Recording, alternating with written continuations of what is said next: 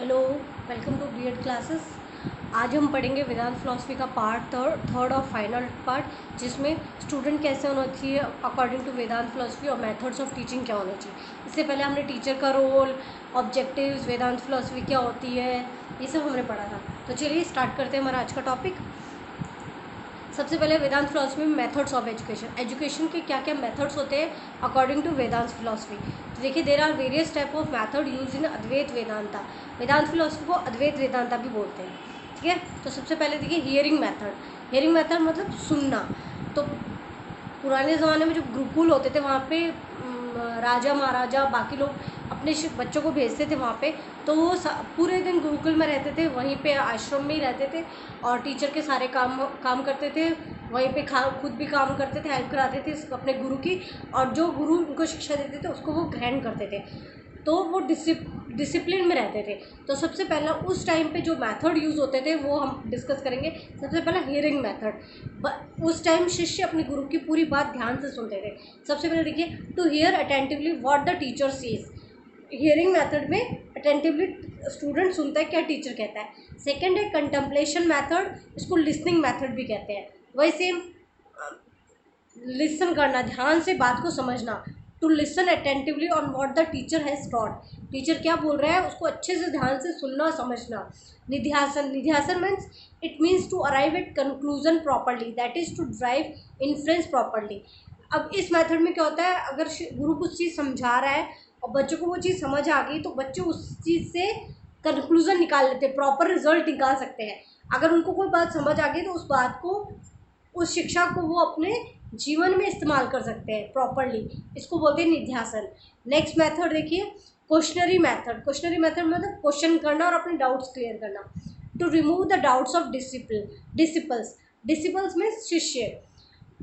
इसमें क्या होता था, गुरु बच्चों के डाउट्स क्लियर करता था। Lord Krishna also use this method in the Gita for removing doubts arisen in the mind of his disciple Arjun. आपने देखा होगा गीता में भी कृष्ण भगवान जी ने भी जो भी अर्जुन के मन में डाउट्स आए थे उनको सारे क्लियर किए थे। आपने देखा होगा महाभारत वगैरह में बताते हैं वो किस लिए कि अर्जुन युद्ध नहीं करना चाहता था। वो कहते थे ये तो सब कौरव वगैरह सब मेरे भाई हैं अपने, मैं इनके खिलाफ कैसे युद्ध कर सकता हूँ। तो कृष्ण भगवान उसको ज्ञान देते हैं और उसके सारे डाउट्स क्लियर करते हैं। नेक्स्ट आते हैं reasoning method. This method is use to remove the doubts of student. इसमें भी सेम स्टूडेंट्स के डाउट क्लियर किए जाते हैं, जो भी उनको डाउट्स होते हैं, और उसके बाद वो फिर उन डाउट्स को क्लियर करके वो जो भी समझते हैं उनको अपने जीवन में उपयोग में लाते हैं। नेक्स्ट है lecture method. Use to teach the students. A teacher says come and sit, I shall explain to you important things like self realisation. Lecture method में क्या होता है कि शिष्य गुरु बैठ जाते हैं और बच्चों को पूरा आराम से, उसमें कोई प्रैक्टिकल मेथड नहीं कराते, वो आराम से बैठ के बच्चे को ज्ञान देते हैं, ज्ञान की बातें समझाते हैं, ठीक है। तो उसमें वो बोलते हैं कि बैठो शिष्य मेरे पास, मैं तुमको सारे इंपॉर्टेंट थिंग्स बताऊंगा सेल्फ रियलाइजेशन के, खुद को जानने के, अपनी अंतरात्मा में झांकने के, खुद को समझने के सारे तरीके बताऊंगा, सारे इंपॉर्टेंट चीज़ें बताऊंगा। तो ये होता है लेक्चर मेथड। नेक्स्ट देखिए प्रोजेक्शन मेथड। प्रोजेक्शन मेथड में the student is directed to see reality in unreality, that is to see the Brahma in the universe in the same way as the rope is seen as snake. अपवाद comes after projection between taking decision and its process. Projection method में क्या होता है कि ना student को reality और unreality के बीच में डिफरेंस बताए जाते हैं कि वो कोई चीज़ अनरियल होती ही नहीं है, लेकिन बच्चे उनको समझ लेते हैं, हम मान लेते हैं। तो वो टीचर इसमें ज्ञान देता है, ब्रह्मा यूनिवर्स के बारे में समझाता है। जैसे आपने देखा होगा एक अगर रस्सी पड़ी है रोड पे तो हम समझ लेते हैं अरे वो तो सांप है, लेकिन असलियत में क्या है, वो रस्सी है। तो रियलिटी बताता है अनरियलिटी के अंदर। तो ये प्रोजेक्शन मेथड है। इसमें क्या होता है, शिष्य projection between taking decision and process, उसके बीच में वो अपने डाउट्स क्लियर करता है कि डिसीजन करना है और किस तरीके से करना है।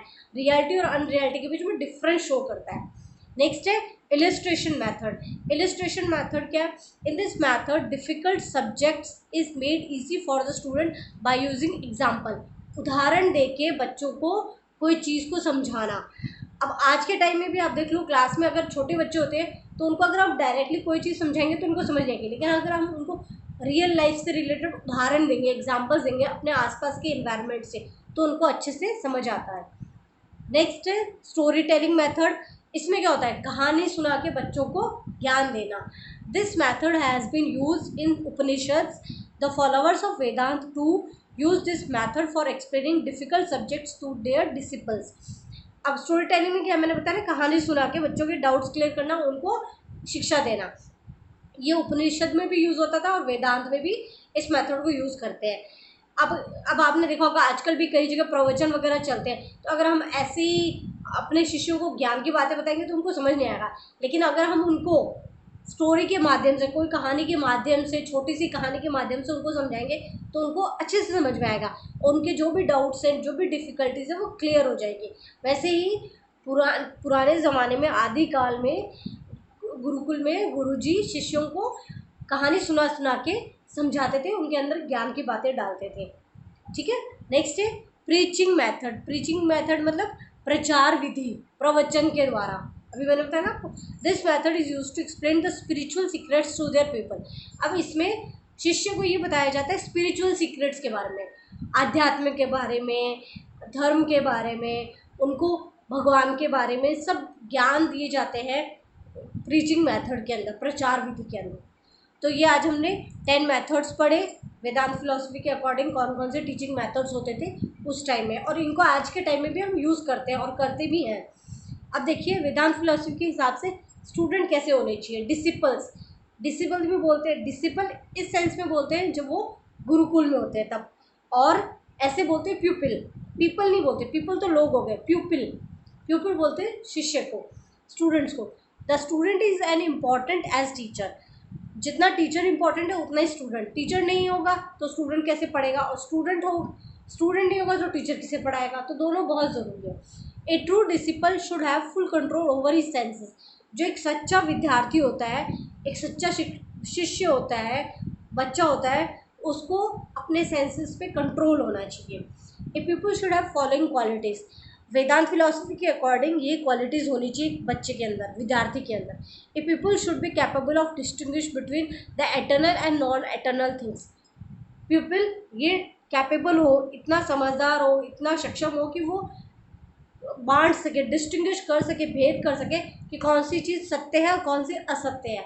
एटर्नल मीन्स अमर, अजर, अनादि। कौन सी अमर है चीज़, कौन सी नहीं है। पहले के टाइम में गुरुकुल में सबसे पहले भगवान के बारे में शिक्षा दी जाती थी, धर्म के बारे में, उसके बाद आता था राजनीति, विज्ञान वगैरह के बारे में। तो उस टाइम सत्य और असत्य के बारे में ज़्यादा पढ़ाया जाता था, कौन सी चीज़ें अमर है, कौन सी नहीं है। He should understand the nature of truth and untruth. उसको सत्य और असत्य के बारे में बताया जाता था और उसको ये पता होना चाहिए। स्टूडेंट ऐसा होना चाहिए जिसको सही चीज़ क्या है, कौन सी गलत है, ये पता होना चाहिए। A people should continue to try to realise Brahma. उसको ब्रह्म के बारे में, अपने बारे में, ब्रह्मांड के बारे में ज्ञान होना चाहिए। He should have self restraint, control over senses, freedom from all worries, meditation of Brahma only, faith on scriptures, desirous of solvation.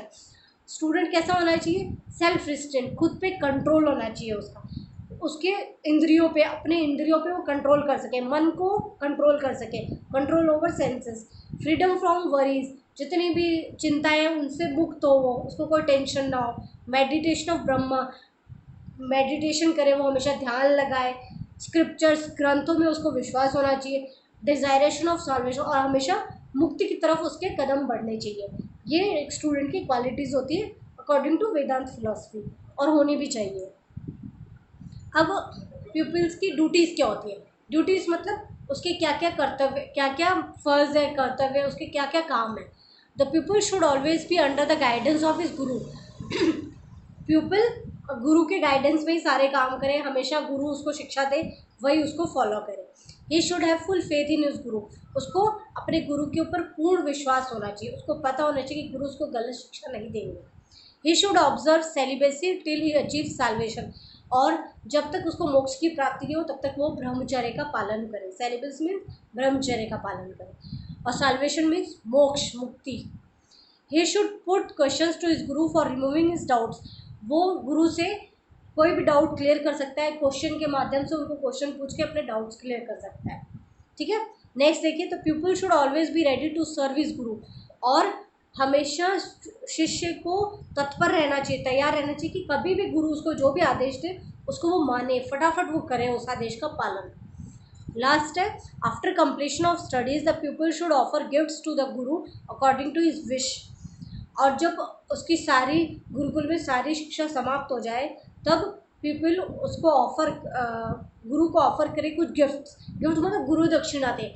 मान लो वो किसी भी रूप में हो सकता है, गुरु कुछ परीक्षा ले छोटी मोटी, उसमें वो अच्छा कार्य करे, जो भी जिस हिसाब से गुरु को जो भी चाहिए उसकी वो सारी इच्छाएं पूरी करे, ये गुरु दक्षिणा होती है, जैसे आपने सुना होगा पुराने पहले के टाइम में होता है। ठीक है, तो ये ड्यूटीज़ ऑफ पीपल, एक विद्यार्थी की क्या क्या ड्यूटीज़ होती है। अब करिकुलम कैसा होना चाहिए, पाठ्यक्रम कैसा होना चाहिए, क्या क्या पढ़ाया जाना चाहिए। According to Vedanta a gurukul is regarded as ideal place for receiving education. Vedanta philosophy के अकॉर्डिंग गुरुकुल एक ऐसी जगह है, एक आइडियल प्लेस है जहाँ पे एजुकेशन दी जाती है, जहाँ शिक्षा प्रदान की जाती है। Gurukul provided for the study of other practical arts also.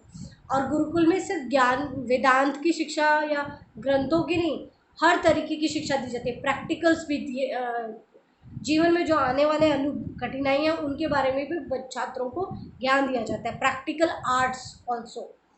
There have been a number of religions and spiritual subjects in the curriculum. और पाठ्यक्रम में गुरुकुल में बहुत सारे रिलीजन्स, अलग अलग धर्म के पाठ्यक्रम होने चाहिए, स्पिरिचुअल सब्जेक्ट्स होने चाहिए। ये नहीं एक ही के बारे में आप बता रहे हो, सारे धर्मों के बारे में बराबर ज्ञान दो बच्चों को, ये होना चाहिए curriculum. There was coaching based on interest, aptitude and abilities of peoples.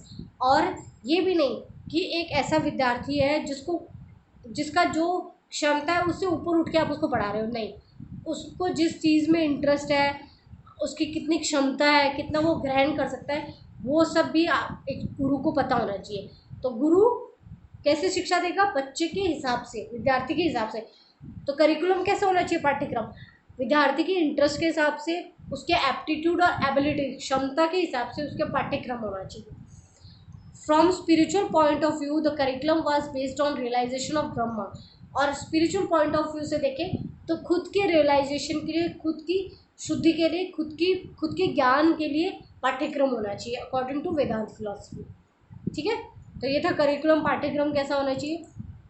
अब वेदांत फिलॉसफी का आज के दौर में क्या इस्तेमाल किया जा सकता है, हम वेदांत फिलॉसफी से कौन कौन सी बातें ऐसी जो आज के टाइम में हम लागू कर सकते हैं। देखिए, इम्प्लीकेशन ऑफ, सॉरी ये ऑफ है, वो गलती से टाइप हो गया, एफ ओ ऑफ है। Implication of Vedanta philosophy on education today. आज के ज़माने में वेदांत फिलॉसफी का क्या प्रभाव है वो देखिए। In the present day disturbed environment of mutual hatred, all type of corruption, exploitation, criminalisation increasing rapidly. आज के टाइम में आपने देखा होगा इन्वायरमेंट बहुत डिस्टर्ब हो गया है, हर जगह करप्शन है, क्रिमिनलाइजेशन है, ये अत्याचार बढ़ रहे हैं, इंक्रीज़ हो रहे हैं। आपने देखा होगा बीमारियां फैल रही है, जैसे कोरोना महामारी फैली हुई है, सब अपने घरों में बंद हैं, मजबूर हैं, क्या करें, मतलब बहुत कुछ हो रहा है आजकल, जो पूरे जिसके कारण हमारा पूरा मेंटल स्टेट डिस्टर्ब हो चुका है। तो उसमें वेदांत फिलॉसफी क्या करती है, philosophy Vedanta is like a cold breeze which provides peace to mind. तो वेदांत फिलॉसफी के अगर हम कुछ बातें इस टाइम पे अगर लागू करें तो वो एक कोल्ड ब्रीज, एक ठंडी हवा के झोंके की तरह है जो हमारे माइंड को शांत करती है। The real education is to attain perfection in life. Real education क्या है, हमें अपने जीवन में परफेक्शन चाहिए, मतलब हमें अपने जीवन में शांति चाहिए। वेदांत में be accepted by our education system to achieve this goal. और अगर हम आज का एजुकेशन सिस्टम उस वेदांत फिलॉसफी को अगर एक्सेप्ट कर ले और उसको लागू करें तो बहुत सारी चीज़ें आज परिवर्तन हो सकती है, और कई जगह ये अप्लाई भी किया जा रहा है, ऐसी बात नहीं है। If you follow this ideal all the miseries of our life will come to end. और अगर हम इसको लगातार फॉलो करते रहे वेदांत फिलॉसफी के जो आइडियल्स हैं, तो हमारी लाइफ की जितनी भी कठिनाई है वो ख़त्म हो जाएगी। क्योंकि वेदांत फिलॉसफी में क्या पढ़ाया गया है कि अपने आप को पहचानना, मन को शांत रखना, ये बातें बताई गई है, खुद को पहचानना। तो ये है, if we begin to see the same soul in all creatures we will begin to treat all mankind like us. और ये देखा है कि हम अगर ये सब में देखें कि ये भी एक सोल है, ये भी एक आत्मा है, हर जीव में, हम अपने संसार में आसपास के सारे जीवों में देखें कि ये भी एक आत्मा है, ये भी एक सोल है, तो हम ह्यूमैनिटी को, मैनकाइंड को, मानवता को एक तरीके से देखेंगे और अच्छे से ट्रीट करेंगे। तो ये वेदांत फिलॉसफी का आज के टाइम में इम्प्लीकेशन है।